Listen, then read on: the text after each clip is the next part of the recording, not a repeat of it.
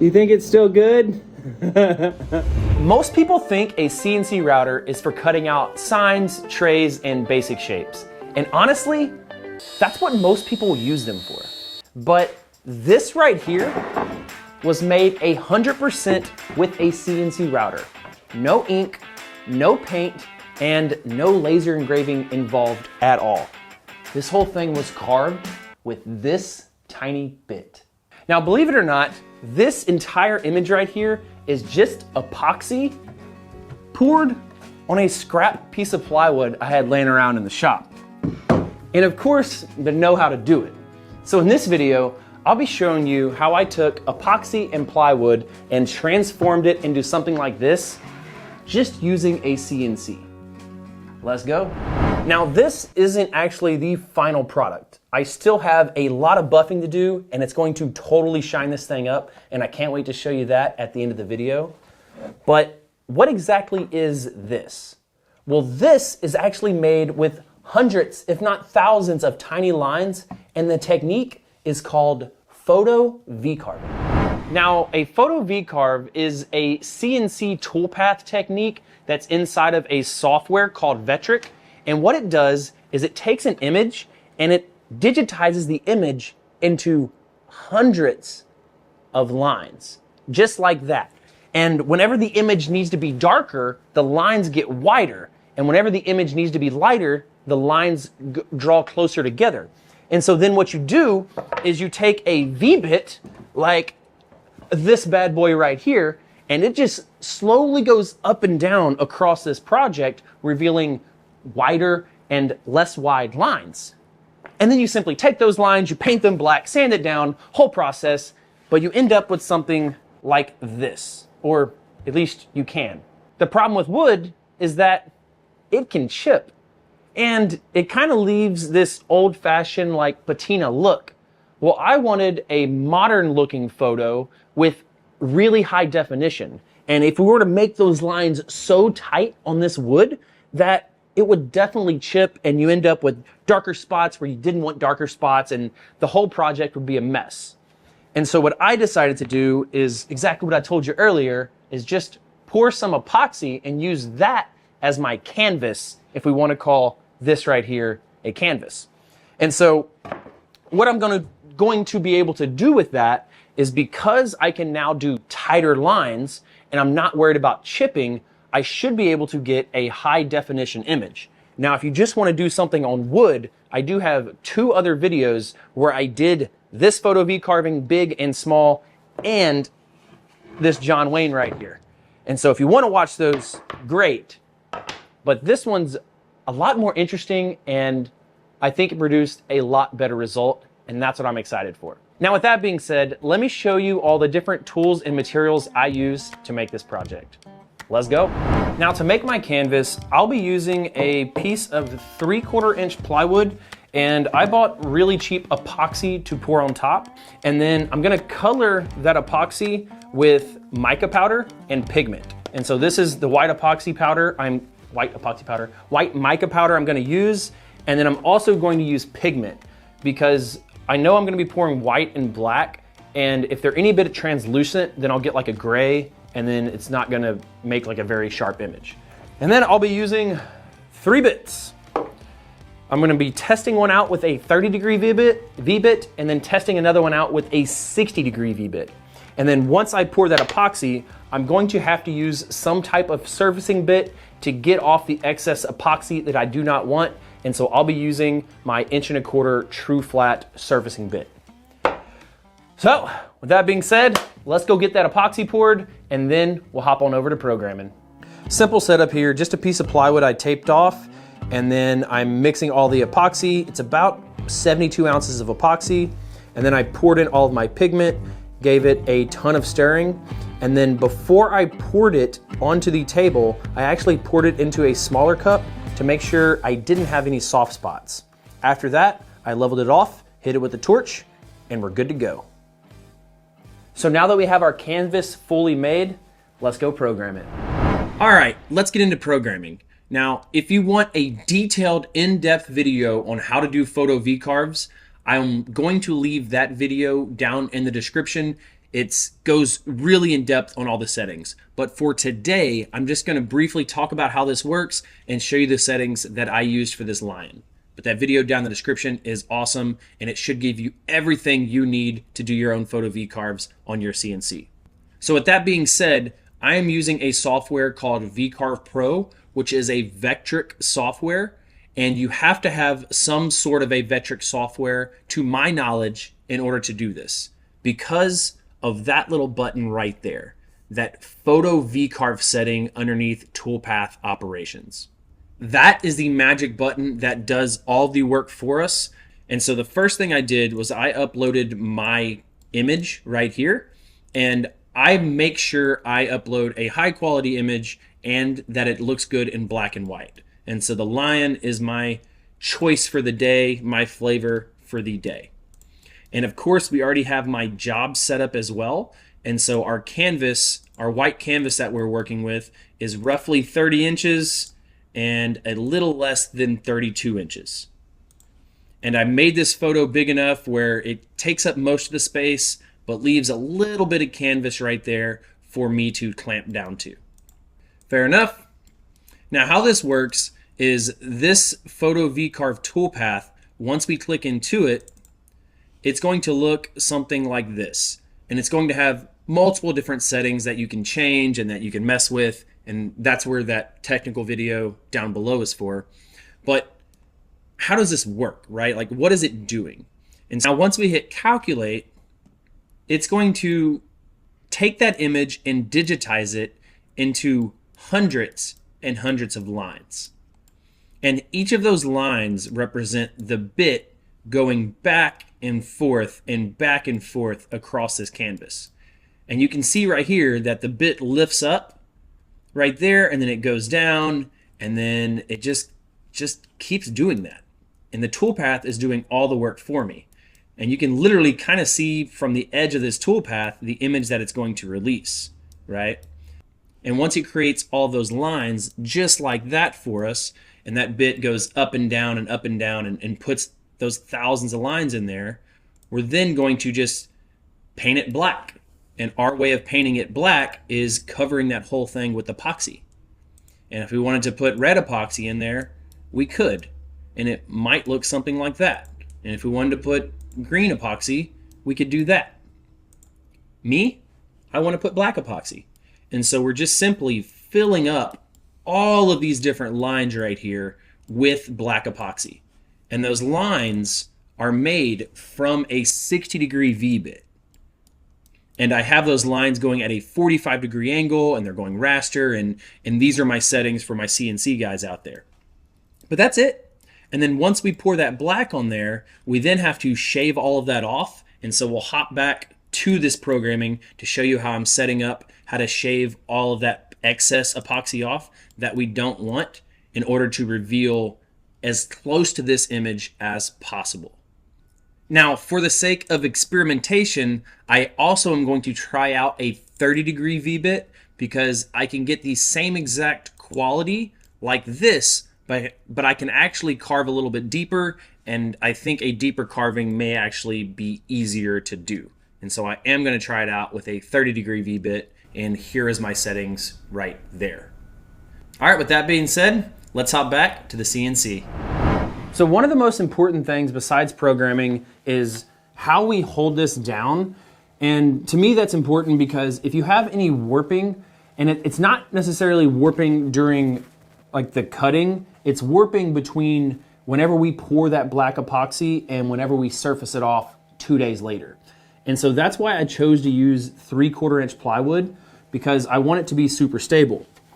And also, we're going to need to use a ton of clamps because we don't want it to be moving like this anywhere. So I'm going to put as many clamps as possible to hold down this material to make sure it's flat as possible. Okay? And then after we pour the epoxy and we come back and clamp it back down, we need to make sure we clamp it back down in the exact same spot. That way we know it's the exact same flatness, because if it's off, you may only have half a face, right? Or it's going to look more bright in one spot than the other. So very important to use a lot of clamps, and very important that it gets clamped down in the same spot.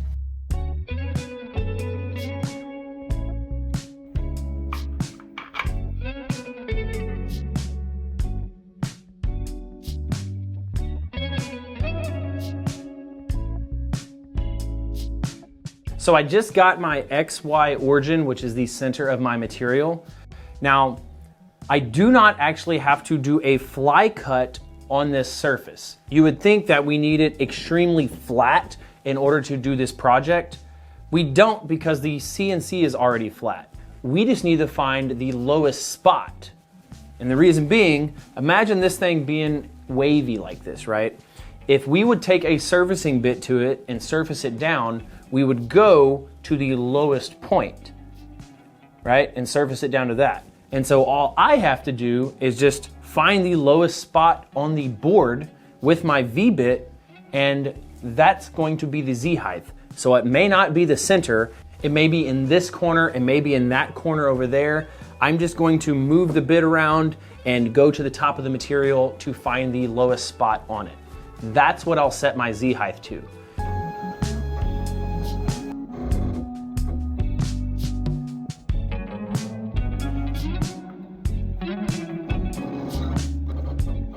So right here is the lowest spot on the board. So that's what I'm going to set my Z height to.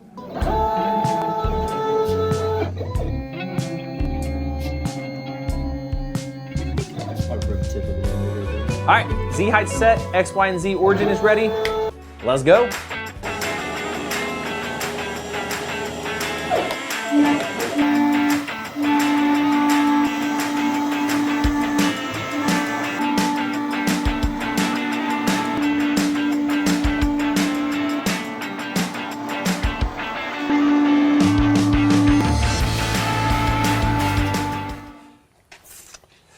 How's it going, Steve? Is it? Well, we had a little bit of a problem. What the happened? Fuck. I'd be lying if I told you I'm happy right now. This turned out to be a disaster. So this is where I'm supposed to show you how awesome the project looks. But after 3.5 hours, I came back in to see this right here. It's completely ruined. Something weird happened with the CNC where it cut too much right here and then started going off on the lines and then started going vertical, and has to be some kind of electrical connection. I don't quite know. I'm definitely going to contact Shapeoko, figure it out. And meanwhile, I now need to make another giant board full of epoxy and use up another 72 ounces of epoxy in doing so. I have some little ideas on how I can make it better than this, so maybe this is another blessing in disguise, like all mess ups on a CNC is. So I got to make another one of these and continue on. The project needs to get created, and this is only a small mistake in one of my many mistakes in CNC world. So, see y'all guys in a few. That sucks, but it's okay. That's woodworking. So that 30-degree V-bit cut every other row. So if you look, when I fan my fingers, every other row is cut, which is not good. We need every row to be cut. And they're not cut because they were like this right here. And so it cut them one way, but the other way it just pushed it, okay? And so with the 60-degree V-bit, it's going to make it like, I guess, a bigger base, and ideally cut it where it doesn't give it room to go left and right. So 30-degree V-bits like this, and that epoxy is just kind of moving.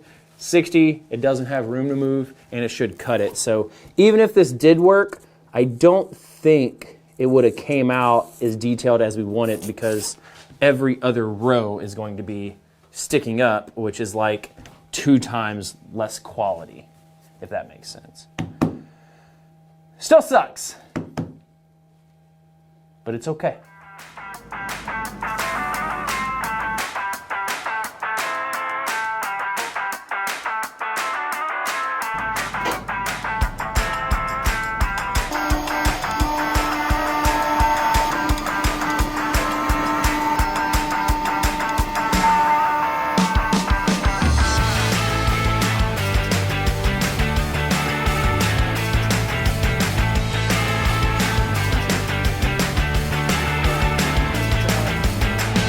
So the 60-degree V-bit did its thing.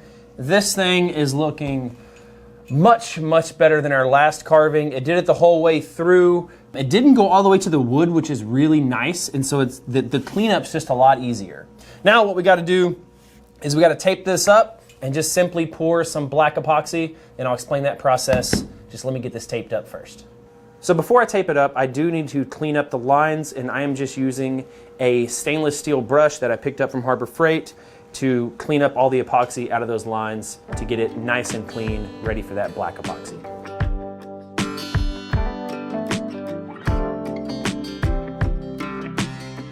All right, so I have the line taped up, and I'll be pouring black epoxy over it.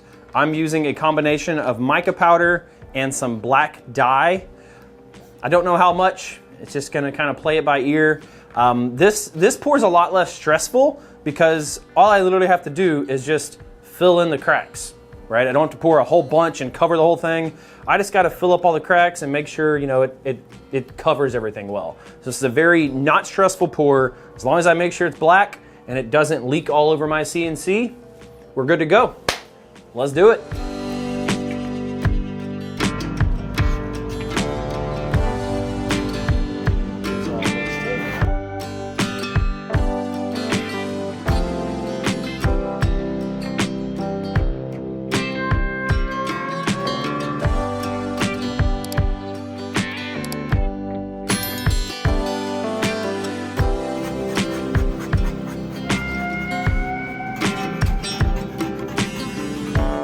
All right, so the black is now poured and it is looking good. I've let it cure for about 72 hours now, and I may have poured a little bit too much, but rather be safe than sorry. So the correct amount to pour on something this size would have probably been around 40 ounces, and I poured around 54 ounces. But who cares? At this point, this thing is gonna look amazing. So what I have to do now is I have to take this surfacing bit, which is going to be a true flat bit, and shave it off exactly the same all the way across. And so I have to make sure my clamps are holding down the same way it did whenever I did the V-carving. I also made sure I didn't actually run any other projects on this because I don't want the spoil board to change. And then, with all that said and done, I have to also make sure that I don't go too deep with this surfacing bit, because if I do, it can totally ruin the project. And so the name of the game on this is slow and steady and be patient. Cross your fingers. What it will look like, nobody knows. Just kidding, it'll probably be a really good looking line. Let's go. So to surface off all this black epoxy, I'm going to set up a large pocket toolpath. And so I'm going to draw a rectangle the same size as my image, about like that. Make sure it's the same size, roughly. And then I'm going to go a 1/4 inch bigger all the way around. And so I'm going to offset it outwards a 1/4 inch. Delete that original one, I do not need anymore. And then we have about a 1/4 inch buffer. And so I have to make sure I don't hit my clamps right there, but we're good, right? And then I'm going to click pocket, and I'm going to set up a pocketing toolpath with that vector. And my cut depth is going to be 0.01 inches. So as far as the bit selection goes, I am going to go down and I am going to select the true flat 1¼ inch wide surfacing bit, 4 flutes, and select that.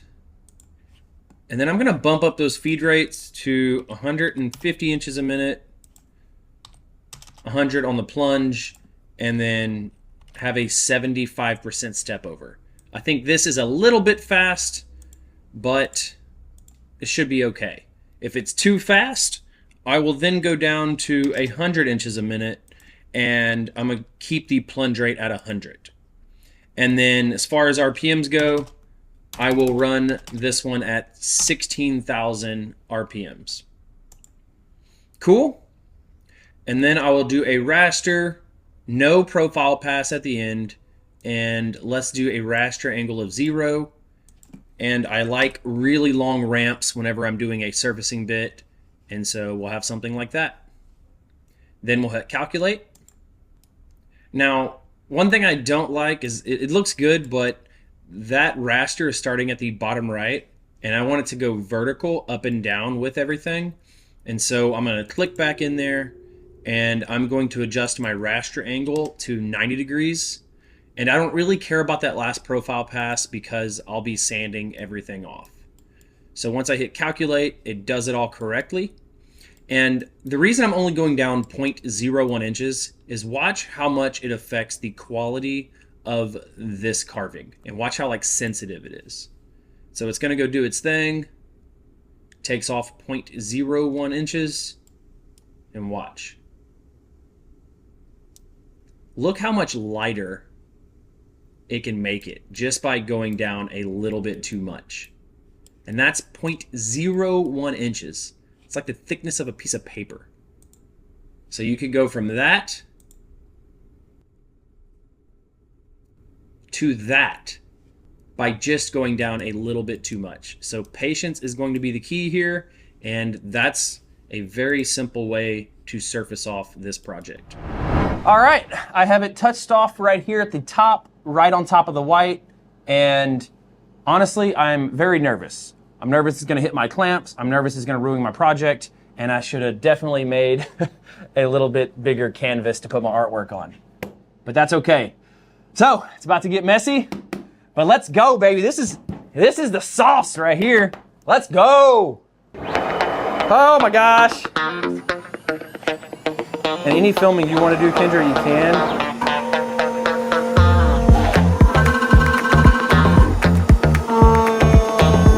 Vacuum on. Oh, stop it, stop it, stop it. Stop. I did. You did not stop it fast enough. I was trying to film you too.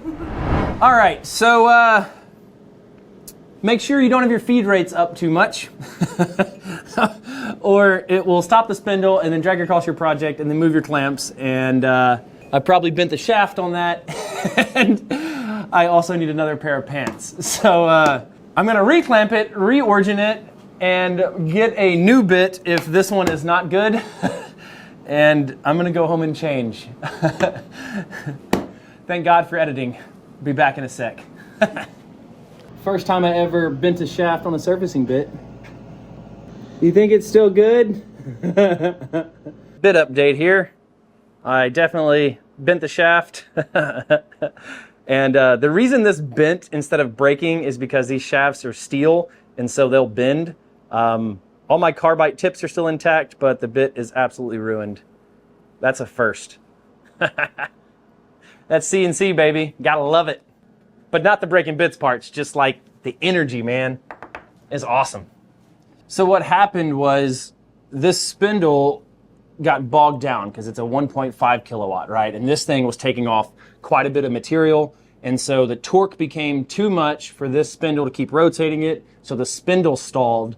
Whenever the spindle stalled, the bit stopped, and then it was just pushing the bit through the epoxy without the bit spinning. And that's what pushed the product. And then I hit the e-stop and ended up with this. So that's the whole scenario breakdown of how this got like that. All right, bit number 2 at a much slower feed rate. I cranked it down to 100 inches a minute instead of 150 and cranked the RPMs up to 16,000 RPMs instead of 14,000. Fingers crossed, let's go. Take 2. Actually, take 3. I forgot about that one that's still on this CNC right here.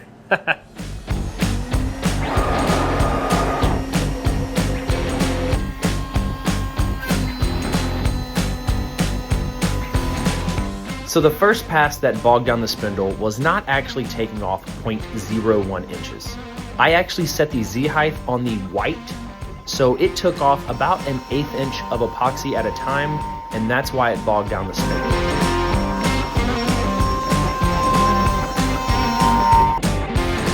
After this first pass, I then only took off 0.01 inches at a time, and it cut much, much better.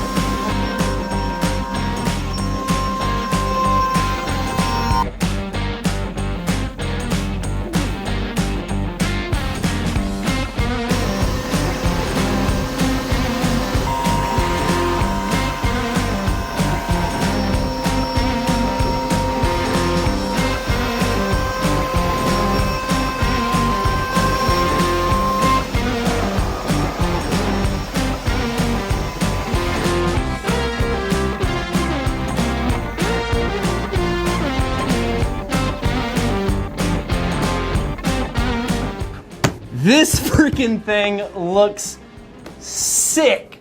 I mean, that thing just came to life, and like, I'm still baffled on like what a CNC can actually do. I mean, there's a couple little things that, if I'm being picky, but oh my gosh. Like, I could not be more happier right now. All I have to do now is just trim it up and sand it down and shine it up, and I will show you all the finished product. But it's good. I can't mess it up with 220 and 400 and 600 grit, baby. Let's go! Make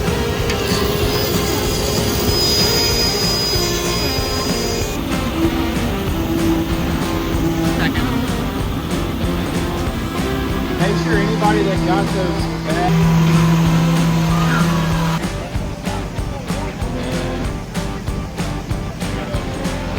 So before I reveal that good lion, let's talk about what actually went wrong with this one. And if you notice right here, we have vertical lines. And the reason those vertical lines exist, it was not actually because of a communication error with the CNC and the computer. It was actually a maintenance issue. And so this thing was going and it got jammed up because I have not greased any of this stuff, and then it couldn't go anymore that way. So then it decided to go vertical, and then it could only go really up to that point. So, long story short, I have a CNC maintenance video coming out very soon. And yeah, it was all my fault. After 12 years, you'd think I'd learned my lesson. So here is the final shined up lion. I did a full polishing run on it, and damn, it looks great. So I hope you left this video with more knowledge than when you started. If you want more photo V-Carve knowledge, check out this video right here. And as always, guys, remember, if you ain't cutting it close, you ain't cutting it right.